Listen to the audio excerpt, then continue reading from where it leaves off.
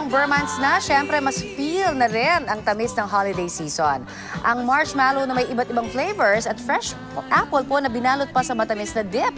Ilan lamang sa mga kaiba at nakakatakam na sweet treats namin sa inyo ngayong umaga. Eto at panoorin po natin. Ilan sa atin mahilig sa mga matatamis o yung mga may sweet tooth. Kaya naman ngayong umaga, iba't ibang sweet treats ang bibida namin para mas tumamis ang inyong mga araw.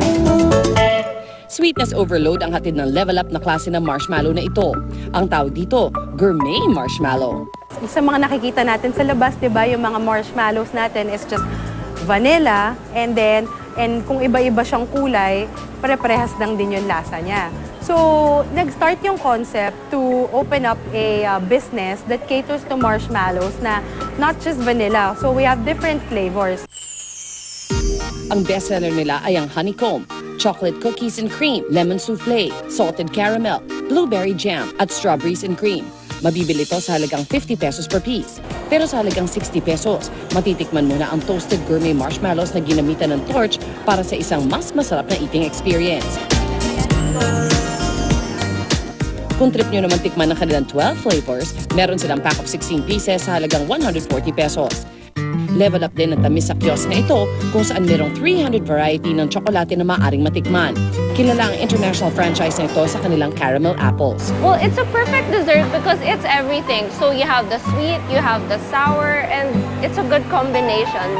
Yeah, and it's healthy as well. Makikita at maaamoy ang paggawa ng caramel dip sa kanilang pwesto. Iniluluto ang caramel dip sa isang copper kettle.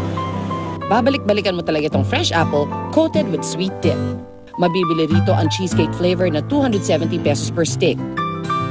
Gayon din ang Rocky Road na 380 pesos naman. Stop, look, and taste. Nauso rin ngayon na sweet treats na kung tawagin ay whoopie crinkles at whoopie pie. Ginagawa siyang baon ng mga bata.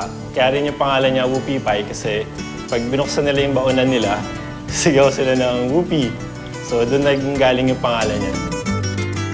Ito ay mga cookie-shaped cake na may creamy filling o frosting. Available ito sa iba't ibang flavors na hahanap-hanapin mo, gaya ng blue velvet, red velvet, green tea at honey lemon. Meron ding red velvet yema at ube, 50 pesos lang kada piraso. Kung gusto niyo naman ng maramihan, meron silang party platter na 28 pieces of assorted flavors sa halagang 799 pesos. Meron din silang bite-sized packs.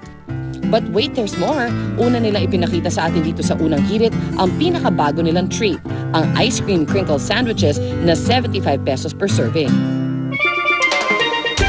O mga kapuso, ano sa mga treats ito ang bet ninyo?